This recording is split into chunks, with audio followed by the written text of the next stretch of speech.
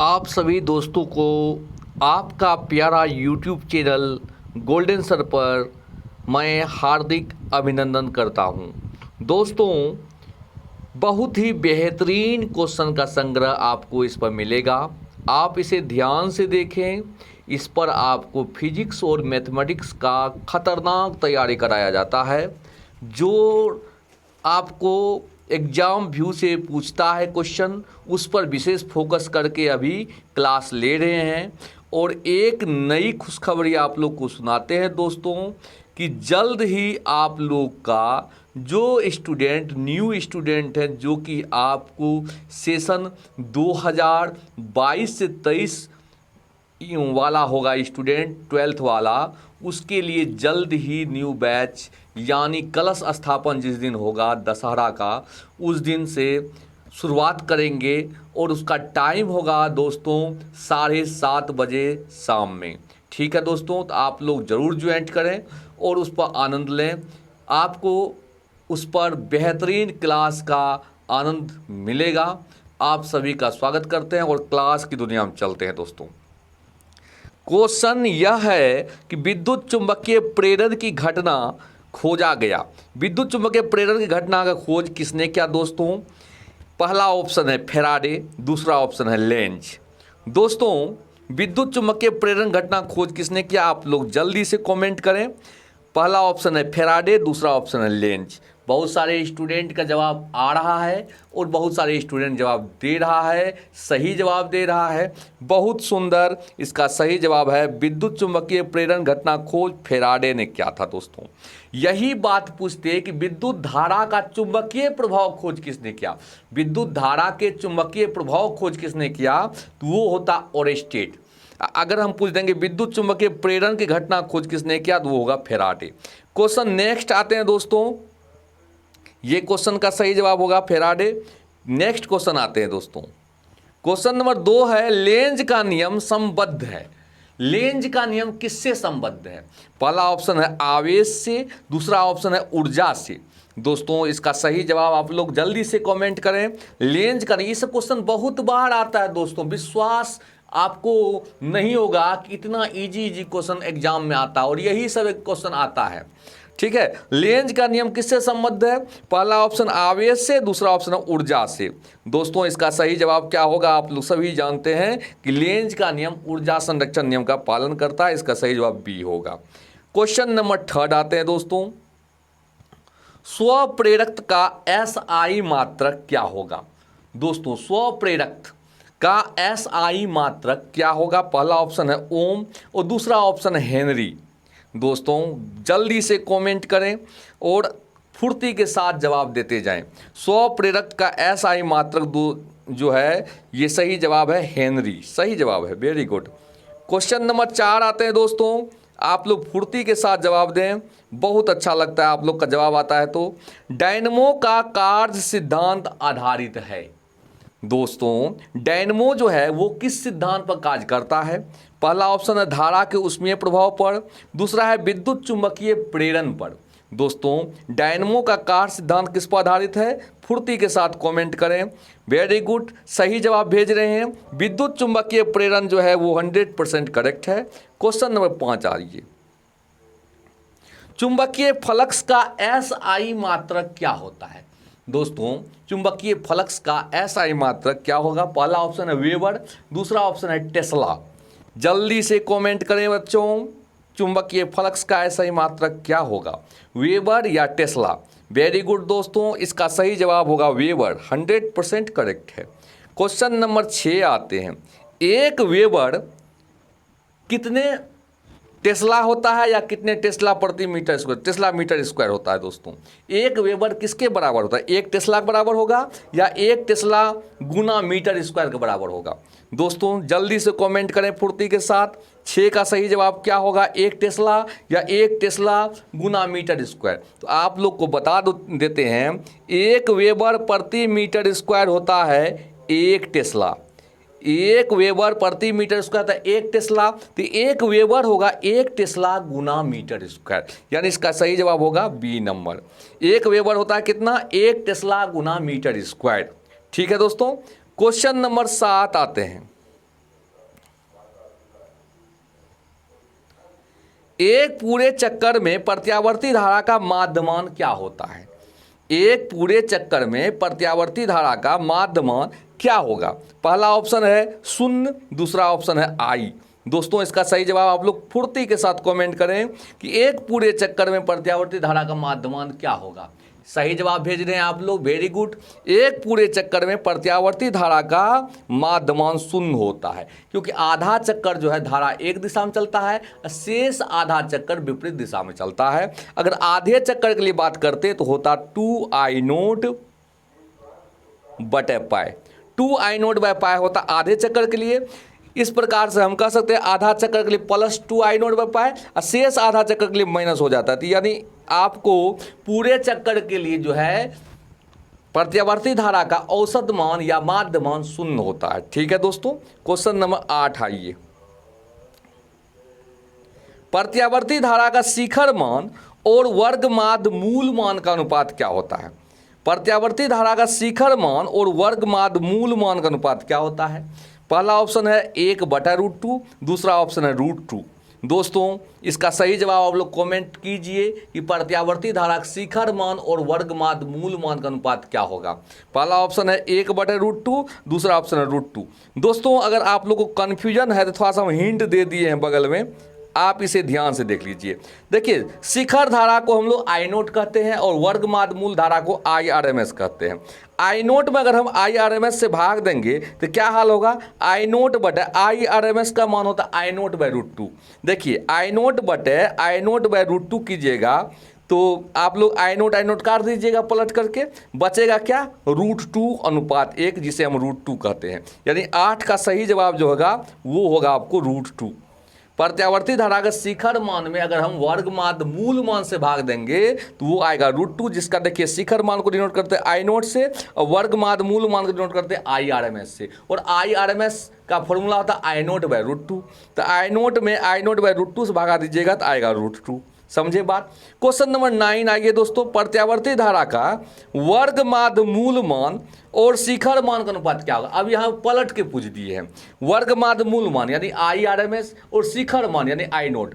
IRMS और I0 का अनुपात क्या होगा? तो अभी पूछे हैं आपको I0/IRMS का अनुपात, जो कि आपको √2 हुआ है। और अगर यही बात पलट के पूछेंगे तो 1/√2 होगा, यानी इसका सही जवाब ये होगा। ये दो क्वेश्चन में कोई एक क्वेश्चन जरूर आएगा दोस्तों, ध्यान से देखिएगा। ठीक है, इंपॉर्टेंट क्वेश्चन है, ध्यान से देखिएगा। प्रत्यावर्ती धारा का वर्ग माध्य मूल मान और शिखर मान का अनुपात होता है 1/√2। रटना नहीं है, समझ जाइए। शिखर मान को हम लोग बोलते हैं I0 और वर्ग माध्य मूल मान को बोलते हैं IRMS। I0 में अगर IRMS से भागा दीजिएगा तो आएगा √2 और IRMS में अगर I0 से भागा दीजिएगा तो आएगा 1/√2। ठीक है दोस्तों, क्वेश्चन नंबर 10 आते हैं।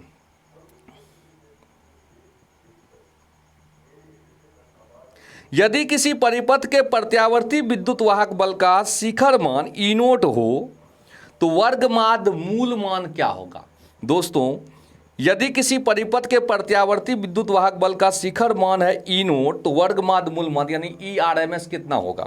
पहला ऑप्शन है E0/2 और दूसरा ऑप्शन है E0/√2। 10 का A होगा या B होगा, कमेंट करें फुर्ती के साथ। जिस प्रकार से आप लोग जानते हैं कि अगर हम कहेंगे IRMS क्या होगा तो आप कहिएगा I0/√2 होगा। उसी प्रकार से ERMS पूछेंगे तो क्या होगा?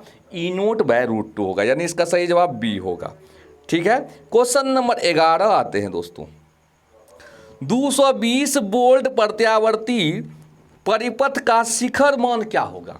शिखर मान को हम लोग बोलते हैं I0।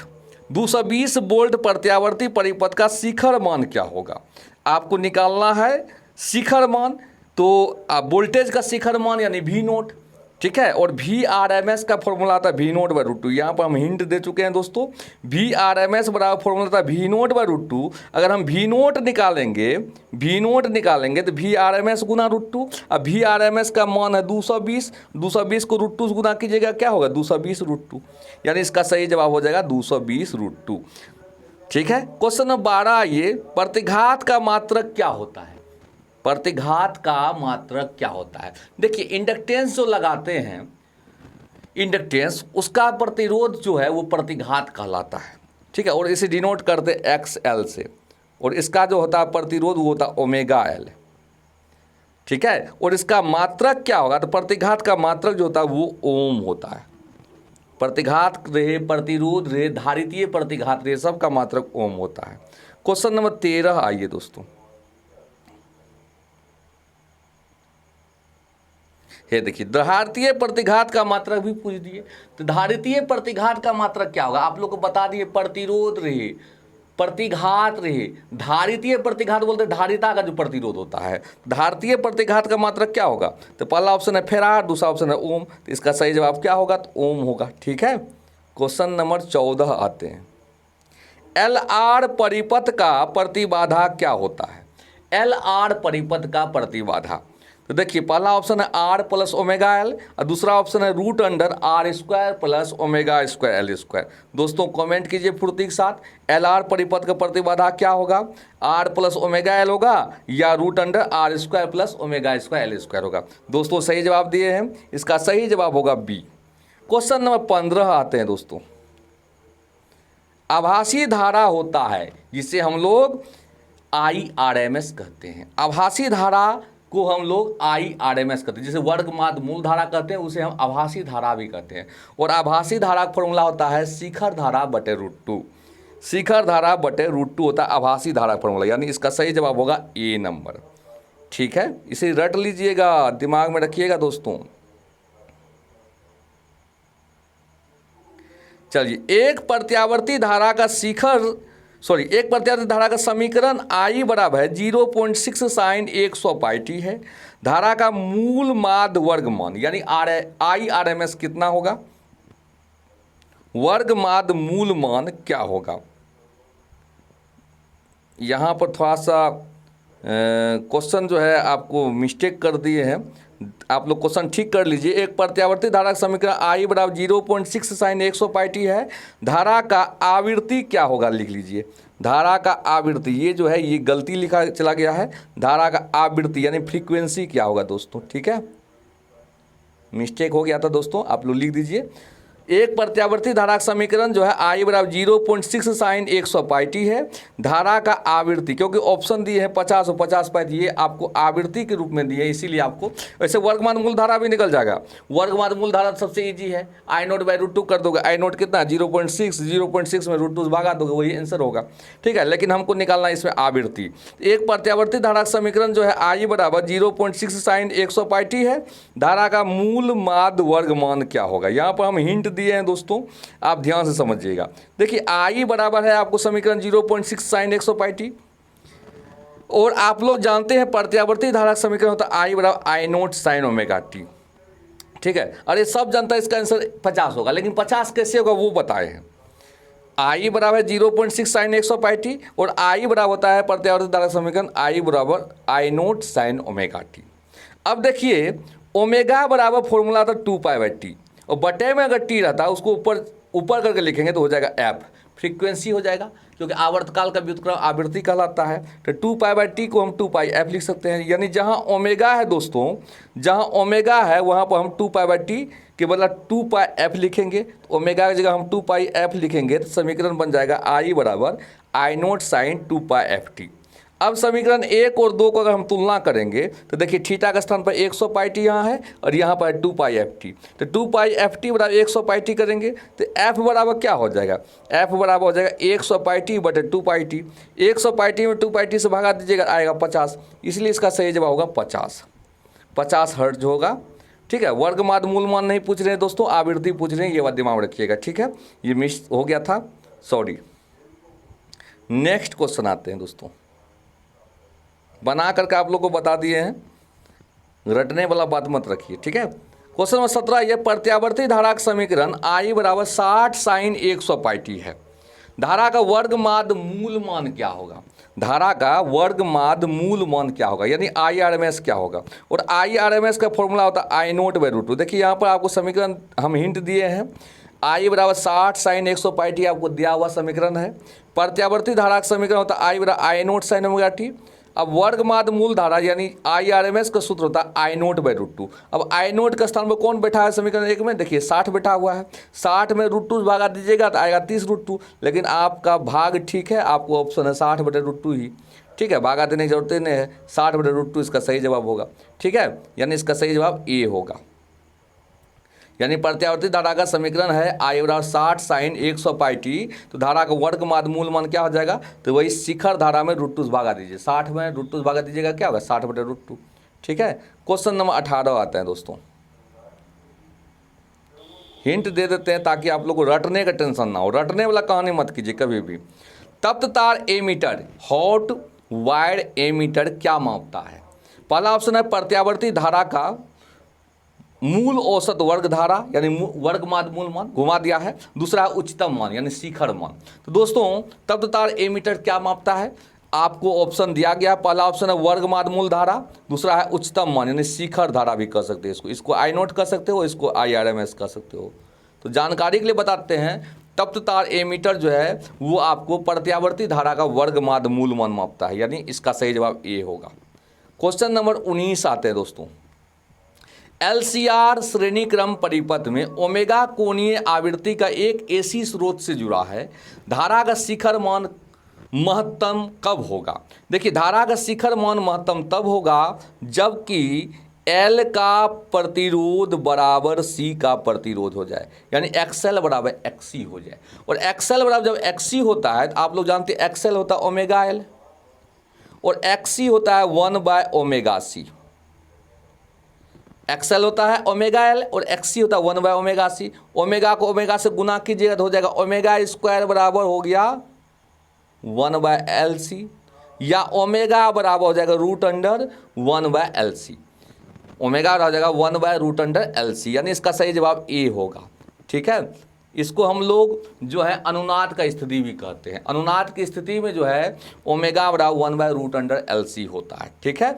LCR श्रेणी क्रम परिपथ में ओमेगा कोणीय आवृत्ति का एक AC स्रोत जुड़ा है, धारा का शिखर मान महत्तम कब होगा? शिखर मान महत्तम तब होगा जब XL बराबर XC होगा, और यह स्थिति अनुनाद का स्थिति कहलाता है, यानी रिजोनेंस स्थिति कहलाता है। और उस स्थिति में ओमेगा बराबर 1/√LC होता है, ठीक है दोस्तों। क्वेश्चन नंबर 20 आते हैं, फिजिक्स का लास्ट क्वेश्चन है। इसके बाद आपको 10 मैथमेटिक्स का आज रिलेशन फंक्शन से ऑब्जेक्टिव दिए हैं, बहुत ही सुंदर है, समझा दिए हैं, इसे ध्यान से देख लीजिएगा। वह यंत्र जो यांत्रिक ऊर्जा को विद्युत ऊर्जा में बदलता है कहलाता है। वह यंत्र जो यांत्रिक ऊर्जा को विद्युत ऊर्जा में बदलता है। अब देखिए विद्युत ऊर्जा में विद्युत ऊर्जा कौन उत्पन्न करता है? डायनमो करता है कि मोटर करता है? मोटर तो पानी फेंकता है, बिजली ले करके पानी फेंकता है, और डायनमो जो है ये आपको यही बिजली उत्पन्न करता है। तो यांत्रिक ऊर्जा को विद्युत ऊर्जा में कौन बदलता है? तो डायनमो बदलता है, ठीक है, यानी इसका सही जवाब ए होगा, ठीक। अब जो है आपको 10 आज मात्र हम मैथमेटिक्स का ऑब्जेक्टिव दिए हैं, लेकिन 10 जो है वो बेहतरीन है, उससे क्वेश्चन आ सकता है, आप ध्यान से देखें, ठीक है। तो स्वागत है मैथ के ऑब्जेक्टिव में। देखिए क्वेश्चन नंबर 1 रिलेशन फंक्शंस है दोस्तों, बहुत ही सुंदर सुंदर है। देखिए क्वेश्चन है पहला, x बाइनरी y बराबर 1 + 12x + xy है, तो 2 बाइनरी 3 का मान क्या होगा? दोस्तों x बाइनरी y है 1 + 12x + xy, तो 2 बाइनरी 3 क्या होगा? इसका सही जवाब क्या होगा दोस्तों? इसका सही जवाब फुर्ती के साथ कमेंट कीजिए। इसका सही जवाब होगा 31। क्या जवाब होगा सही? 31। लेकिन क्यों होगा, इसको समझने के लिए हम यहाँ हिंट दिए हैं, आप हिंट का सहयोग कर लें। देखिए x बाइनरी y दिया है 1 + 12x + xy, आपको निकालना 2 बाइनरी 3, तो 2 आपको कहाँ पर है? तो 2 है आपको x की जगह, और 3 कहाँ पर है? तो y की जगह। जहाँ इसमें देखते हैं x वहाँ बिठाइए 2, जहाँ देखते हैं y वहाँ बिठाइए 3, तो बिठा दीजिए 1 + 12 × 2 और जोड़ 2 × 3, सॉल्व करने पाएगा 31, यानी इसका सही जवाब होगा 31, ठीक है दोस्तों। समझ के बनाइएगा, ऐसा कोई भी क्वेश्चन रहेगा तो बस जिंगा लाला कर दीजिएगा, ठीक है। क्वेश्चन नंबर 2 आते हैं मैथमेटिक्स में। ये भी क्वेश्चन क्या कहें यार, बहुत ही इंपॉर्टेंट है, दिमाग में रखना, रट के रखना, समझ के रखना, जैसे रखना रट लेना, ठीक है। और ये क्वेश्चन आएगा ही।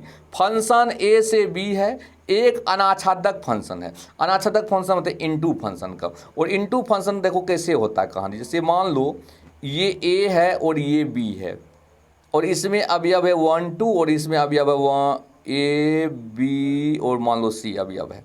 1 का रिलेशन 2 से 1 से है, 2 का रिलेशन बी से है, और एक अवयव इसमें बच गया। ठीक है, 1 का रिलेशन ए से है, या 1 का प्रतिबिंब ए है, 2 का प्रतिबिंब बी है, लेकिन सी जो है किसी से संबंधित नहीं है। तो ये जो है इसमें अवयव बच गया बी में कुछ ना कुछ अवयव, इसको हम लोग बोलते हैं एफ ए सबसेट बी। अनाच्छादक फंक्शन ये होता है जिसमें कि ए का रिलेशन तो बी से होगा, यानी ए का फंक्शन तो बी होगा, लेकिन बी में कम से कम एक अवयव बच जाए जो कि ए से संबंधित ना हो। उस स्थिति में आपको ये दिमाग रखना पड़ेगा, एफ ए सबसेट बी होगा।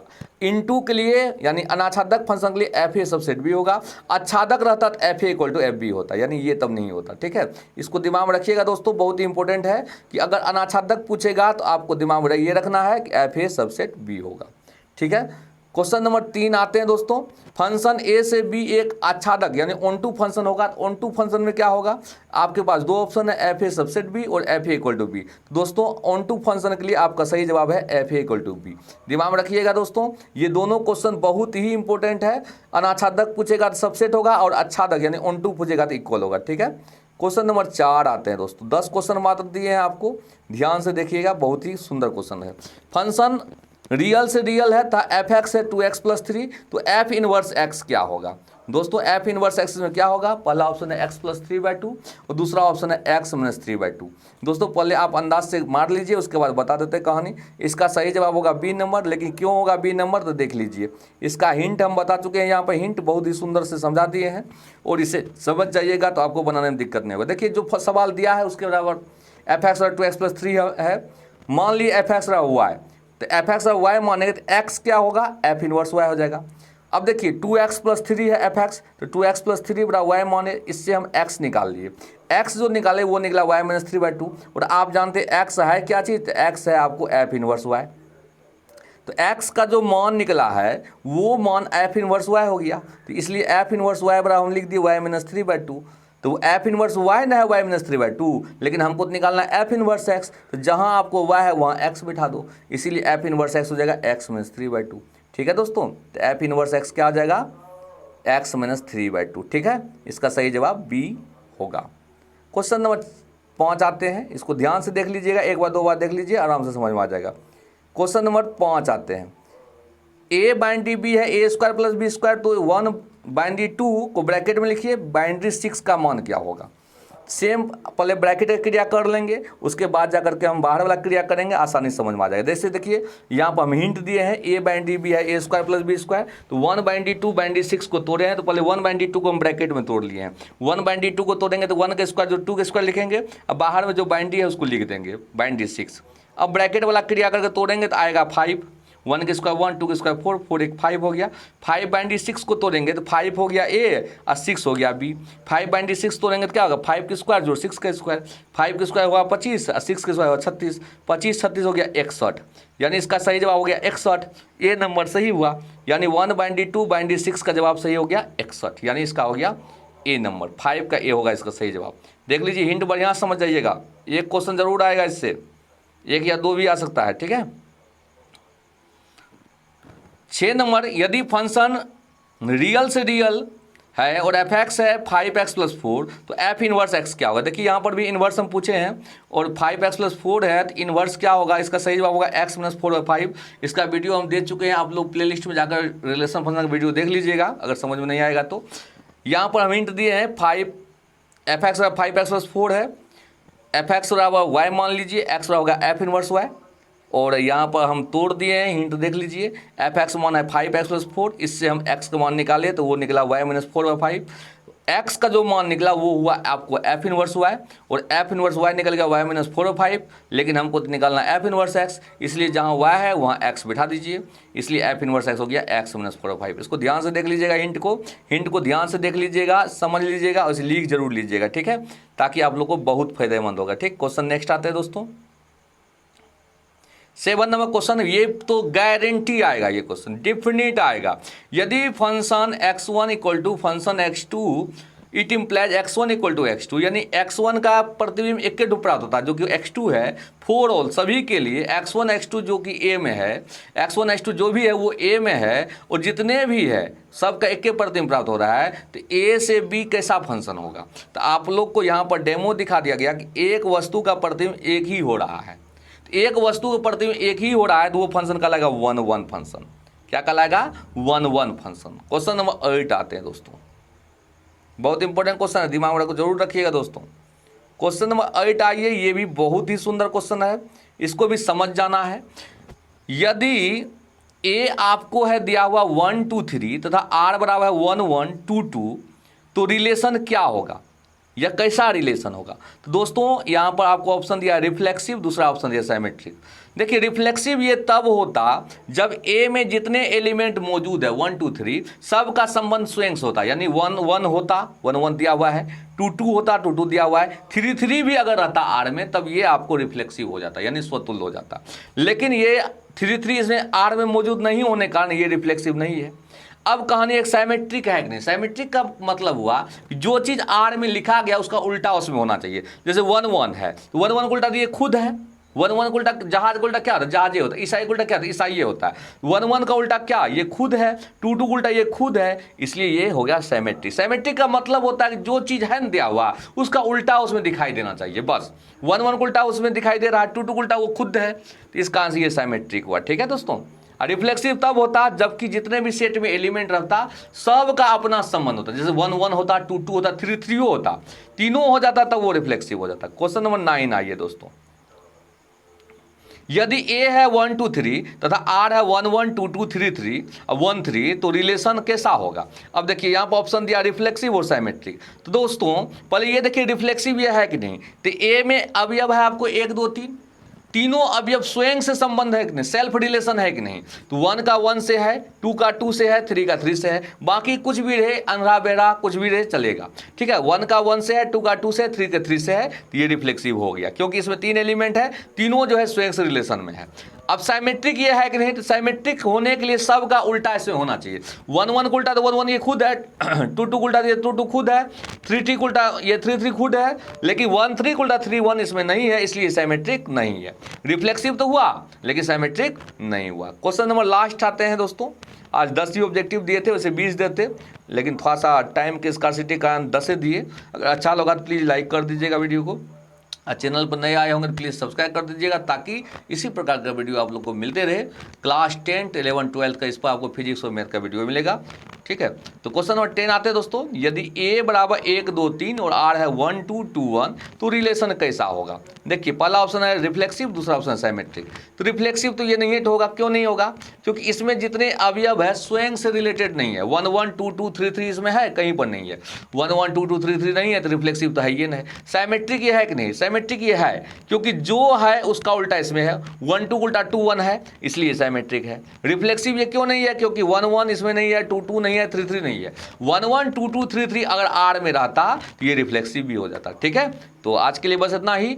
Okay, best of luck, good night, सब स्वस्थ रहें, पूरे मन से पढ़ाई करें और आप लोग को कम से कम 98% मार्क्स लाना है फिजिक्स और मैथमेटिक्स में। दोस्तों आप लोग सिर्फ ध्यान से पढ़ें और ईमानदारी से मेहनत करें। अगर वीडियो अच्छा लगा तो प्लीज़ लाइक ज़रूर कर दें। ओके, जय हिंद।